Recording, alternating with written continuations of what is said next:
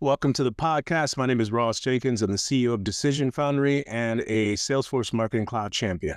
Today, we have a very special show. I brought a guest with me, Senior Technical Manager, Vimal Epen.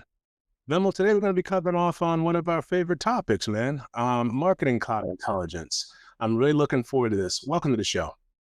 Thanks, Ross. Glad to be here. Excellent. So let's just start off on, something really straightforward. What exactly is marketing cloud intelligence? Gotcha. So, at its core, it's one of Salesforce's top of the line data integration and visualization platforms, and it's built for marketers, right? So that's the key phrase that I like to throw around: built by marketers for marketers. And the key purpose here is ingest any kind of data, all the way from your Google Ads, your Facebook, bring in your own CRMs, and kind of blend all this together, and then visualize that data within the platform itself. Set up your goals, alerts, benchmarks, and the like, and then it it acts as a very powerful decision support tool at the end of the day, right? Excellent. I love the decision support aspect of this. There's too much focus on dashboarding, which, I get it. It's still a very relevant thing. But the decision support aspect of it is pretty huge. I do wonder a little bit in terms of, and I understand the audience and marketing cloud intelligence, it covers off that aspect extremely well. But sometimes that the name itself is a bit of a misnomer because it can obviously cover more than just marketing data. It can cover pretty much any kind of data. There are some limitations, but overall, it's kind of universal. Any thoughts on that, Vimal? Yeah, definitely. I mean, you mentioned a very key point there. Although it's called marketing cloud intelligence, the type of data sets that it supports, all the way from your CRM, your e-commerce data, your analytics data, right? These are just a few amongst the various types that it can support. And this also goes to show that although it's just it says it's for marketers, it's for any type of industry actually, right? Indeed. It does have a lot of data models that can support various types of data sets, like the few that I just mentioned, and it keeps growing. Every now and then we check it out, and there's a new data model, there's a new API connection, right? So it's ever growing for sure. Yeah, I think they're spot on around about that. Look, MCI has been around for, just doing the math, I think, 12, 13 years in one name or another. And there are a lot of competitors in this space, right? A lot of investment has been made across the board, just thinking even about Salesforce's Tableau, right? It does its thing. Yeah. There are platforms such as Sisense or Domo or Nugget or, any name, maybe 100, maybe even 1,000 other platforms that are out there. In your mind, why is MCI still relevant? Yeah. And a close comparison to all of those platforms that you just mentioned. What I like the most is it's part of the Salesforce ecosystem. So Salesforce does have a lot of products that all the way from your sales, service, right, healthcare, health cloud. Right. So when you think about it as an entire package, I believe MCI is definitely still relevant, right? And when you compare it to Tableau, for instance, Tableau is a world-class visualization platform, but again, it's not built for marketers in the sense that MCI can seamlessly integrate all of these sources and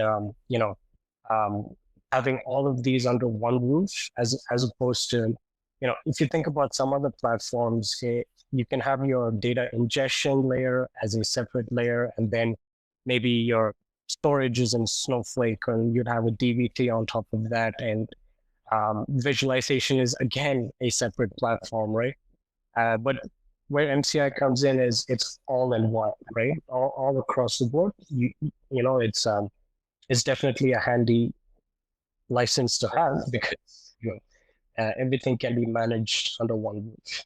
Right? So yeah, I think it's an outstanding definition, as well as its value as a whole, and it will continue to I think will still have value because data is still very messy.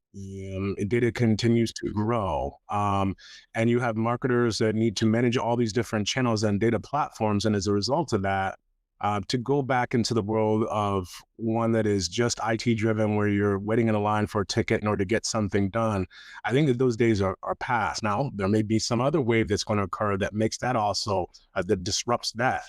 But I think you're spot on. Just for purpose of naming convention, and unless Salesforce changes the name of the platforms, as often as they want to, and I get that, whether through acquisition or sort of a rebranding. But directly speaking, is Datarama marketing cloud intelligence? Um, it is it is the same. So Dayrama was the legacy name of the platform. After the acquisition, I believe in 2022, just correct me if I'm wrong, but it's rebranded and it's ever growing, right? So furthermore, to plug it into that Salesforce ecosystem, as we just mentioned, that's why the name changed, right? But it's essentially the same thing. Great. So, what are the most significant features of MCI? Yeah. Um, so we will get into a little bit of a platform demo in a bit, but let me just give you the highlights. So it starts with connecting your data. So the connect and mix section of the platform is the number one, because before you start visualizing, before you start analyzing anything, you want your data pipes in, right? So that's the core feature. So all the way from your API connections to what MCI calls Total Connect, right? You can bring in all your data through that. The next part of that is the next big feature, which is harmonizing all of this together, right? So long gone are the days, just looking at your data sources in silos, analyzing all of that in various platforms. So you bring everything in, you harmonize this data through the data models, through parent-child connections, harmonization center. There are various features to mix this data through, right? Then comes your alerts, your automations, your Einstein marketing insights. So all of this is captured under what's called analyze and act. This can contain all the way from creating reports, pivot tables, goals, and insight bots, like I just mentioned, right? And then comes the visualization. The visualization is again top class, because apart from the standard visualization elements that it provides, you can also customize this with CSS and HTML, and clients can make it their own, essentially, right? Bring in your color schemes, bring in your custom widgets from other places as well, like high charts, for example. You can import those visuals inside the platform, into the platform. And then there are some other features that I really appreciate as well, like the NTC, which is the transparency center, which is essentially for budget calculations, right? Your pacing of your campaigns. It helps you recalculate the cost, and then making sure that we're spending our dollars in the right places, right? So these are some of the key features, I would say. And those are great ones to have. I think it's kind of interesting to me, as many projects as you and I have worked on together. It's rare that you see a marketer take full advantage of everything the platform has to offer. And I think to some degree that sort of hurts the adoption rate. But truly, this platform is beyond what you see. Yeah. And another thing to add there, Ross, would be it has the full connection with the marketplace. So think of marketplace like it's basically a Play Store or an App Store for Datarama, right? So this marketplace would have hyper-focused applications built by partners like us, Salesforce themselves, and various other companies as well, which lets you use these applications simply by installing it, right? As long as you have the data to support that application, it's as easy as just plug and play, right? So maybe we can take a look at that in the demo as well. Agreed. Agreed. Yeah. Take us through a few of the common use cases, and we already spoke about it. Like, um, MCI will take on pretty much any data platform of your choice, and it plays across different verticals. But take us through some of the most common use cases that you've observed in your many years of using this platform. Yeah. I mean, I'd like to maybe focus on some agency use cases to start with, right? So we've worked with multiple agencies that use MCI in some use it in a small way, some use it in a big way, and for them it's all about time saving to start with. That's their number one challenge that they face, right? Manual reporting takes up 80% of their time, um, and that leaves only a little bit, for analysis and their actual work, right? So you can consolidate hundreds of campaigns, hundreds of data sources from across your clients, in one instance itself. Um, and it's also about onboarding various other clients as well. So we kind of talk about the templatization approach, right? So that's where we select one pilot client, build out the dashboard, build out the data pipes, and any kind of templates that we need. And then clients can then use this to then, um, you know, eh, build on various other their sub clients as well, right? So the onboarding process becomes seamless and very fast if you use the templatization approach, right? Um, they also like to, um, you know, automate their spend pacing. So the MTC that we just spoke about, right? So agencies love that. They can bring in their Prisma data, they can bring in their Salesforce CRM or anywhere that they kind of maintain these budgets, right? Plug this into the system, and then so you then have two sides of the equation, both in the in a single platform. You have your delivery data, bringing in your impressions, your media cost for your campaigns. Then you have the budget side, right? That talks about how long a campaign is supposed to run, what is my CPM on that, right? What's the budget on that, and things like that. And then ACI has seamless ways of blending both of this together so that you can pace your campaigns and make sure you're spending healthy, right? Another industry that maybe the healthcare industry that we've seen a lot of that come through, right? So yeah, tracking acquisition across different channels, even like geographic splits as well, measuring the efficacy of campaign spend across geos, across demographics, right? And also, again, a lot of healthcare has their own CRMs, their internal systems that they want to bring in as well, right? Only then can you connect the dot to just make sure that, which conversion how can I attribute that conversion back to a campaign?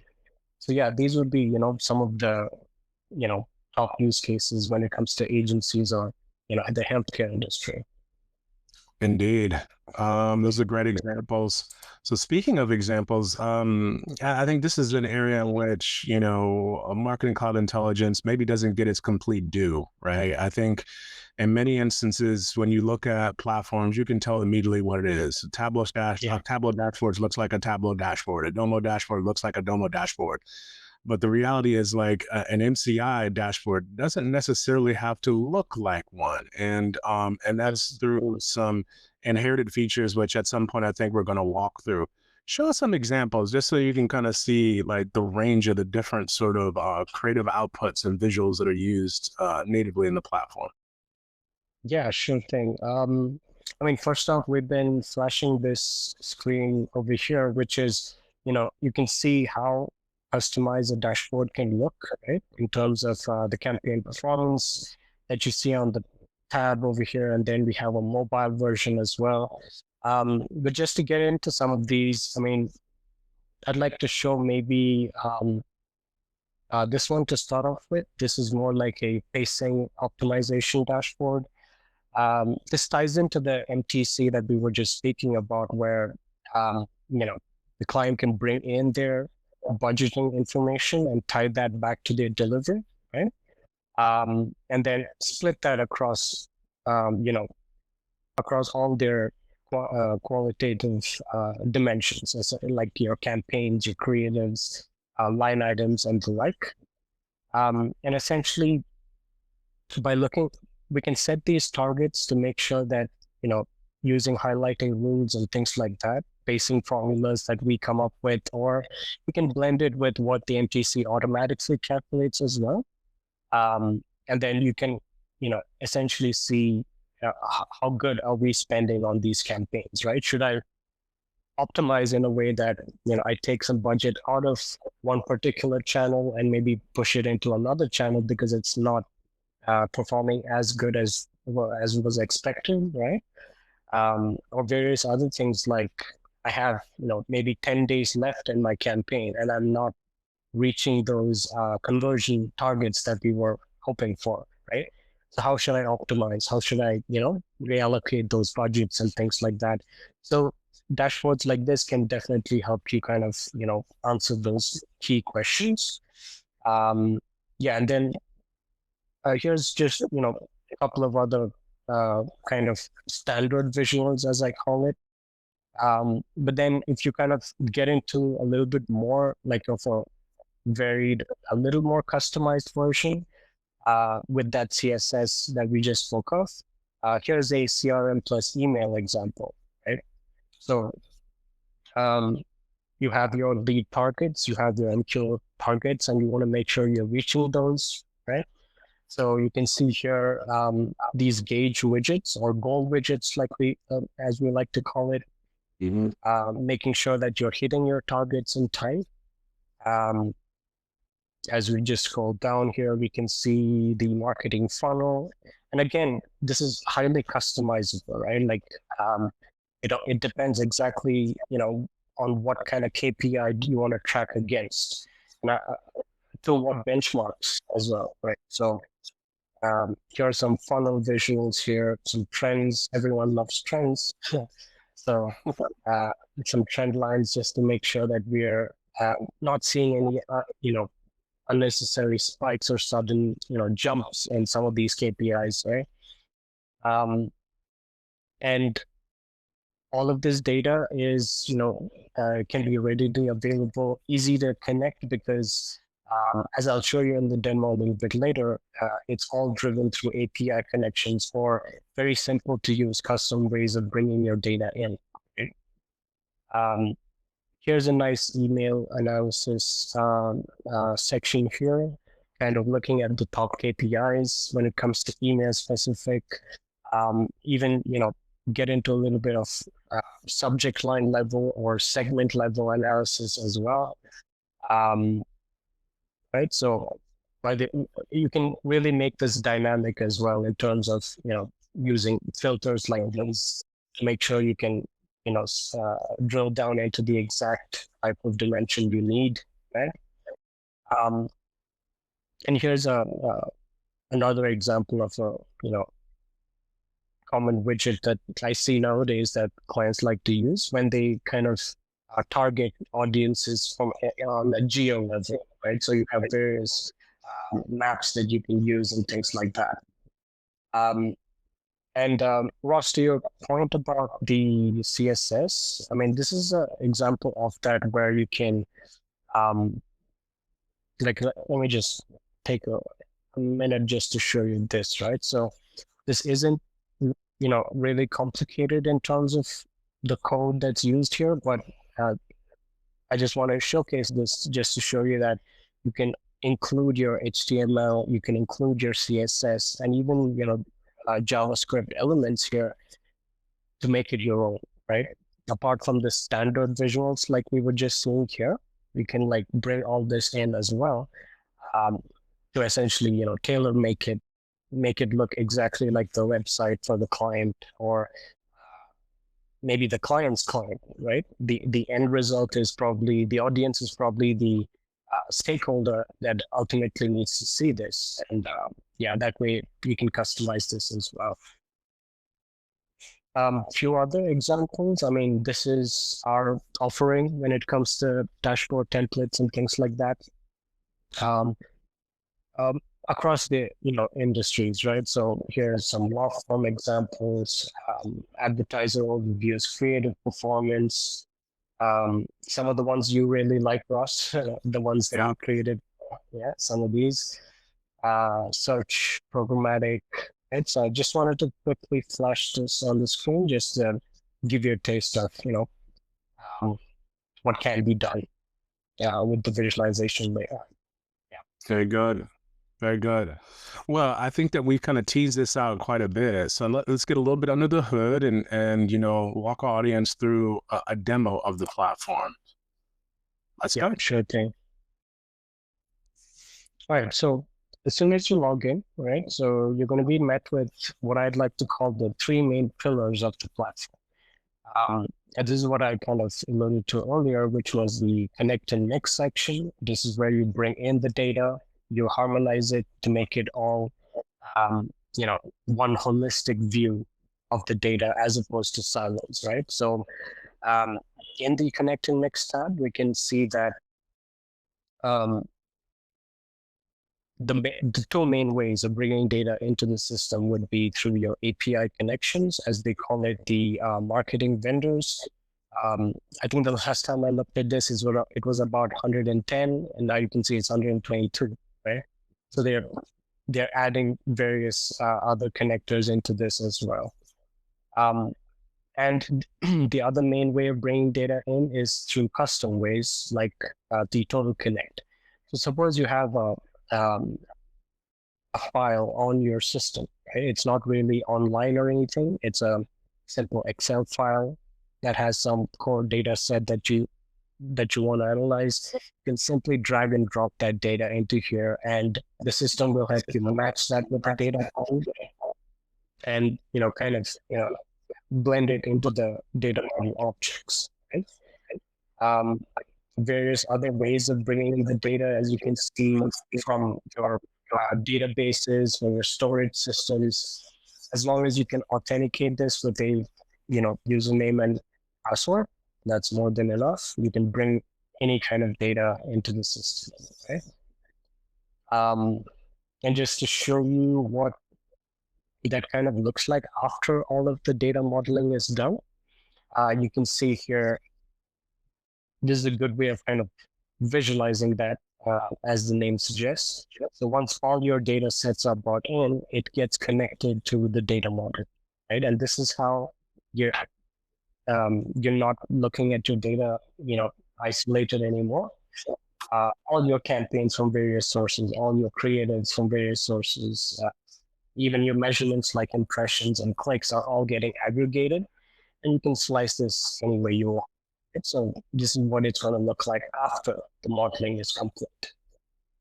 The harmonization center is key when it comes to using your innate naming conventions or taxonomy that you have with your campaigns and stuff like that, and you can easily use these patterns and the positions in those campaign names to extract each element out, and then blend that data and make harmonized dimensions, right?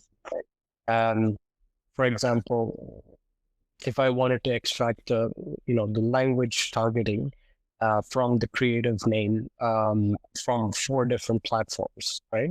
In this case, it's 2 different platforms, as you see here. So as you see, there's no code or anything required like that. It's more of just plug and play. I would say that, hey, position 4 in Facebook creative is language, and position 5 in AdWords creative is language, right? I just tell the system that's what it is. It extracts both of that information out for all the data that you uploaded, and it creates one new harmonized dimension called language, and that way, you have a brand new harmonized dimension across your sources. Okay.